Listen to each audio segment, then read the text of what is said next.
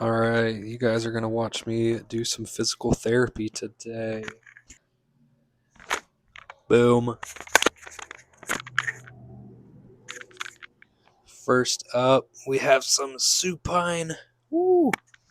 Supine hip windshield wipers. So I'm gonna lay down here. It says externally rotate my feet. And then internally rotate. And then external. Alright, we do 20 reps of this.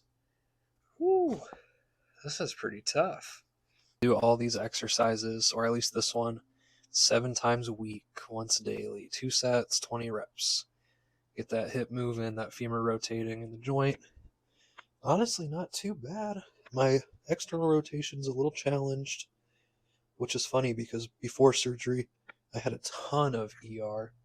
But I think probably just some inflammation is what's limiting me right now.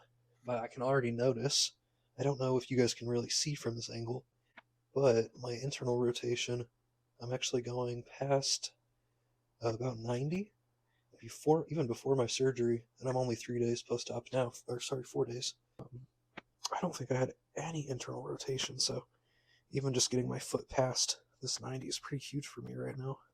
Bent knee fallouts. That hip flexion, active hip flexion, isn't going to be super comfortable.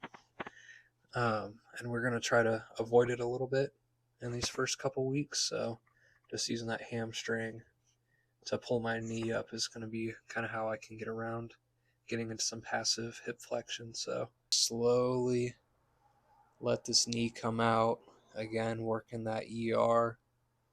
I'm keeping my hand here just in case I go a little bit too far. Then I'll come back in.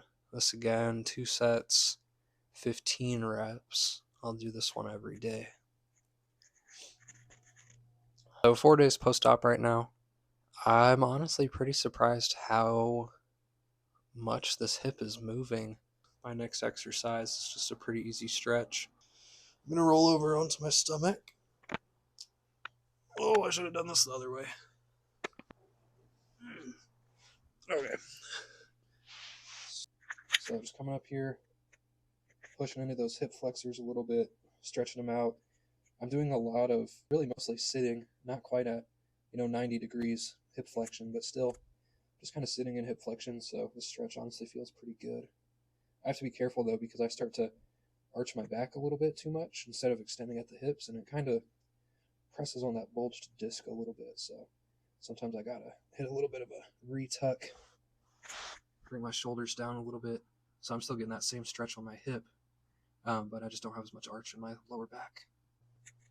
All right, this next one is kind of sus, so I'm turning around slowly, just so I don't give you guys too much content. So I'll just kind of fall back here, kind of like that prone stretch. I'm trying not to round too much. That might make me feel like I'm, getting more range of motion, but at the hip, there's actually not going to be much difference between a really straight back position being here versus if I really round up. I can get way further back, but that hip angle actually isn't changing too much. Hip extension next, so pretty easy here. A little bit of a bend in the knee. I'm just going to squeeze my buns, slightly lift my leg up.